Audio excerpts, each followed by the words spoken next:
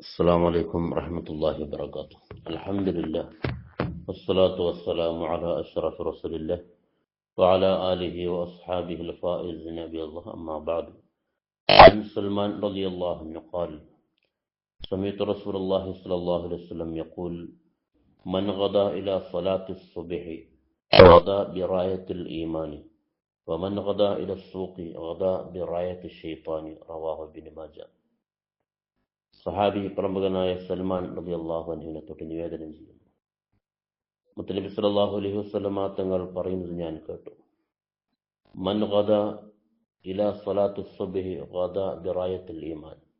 ഒരാൾ സുബ്ഹി ജമാഅത്തിന് പള്ളിയിലേക്ക് പുറപ്പെട്ടാൽ അവൻ ഈമാനിന്റെ പതാകയുമായാണ് അവൻ പോകുന്നത്.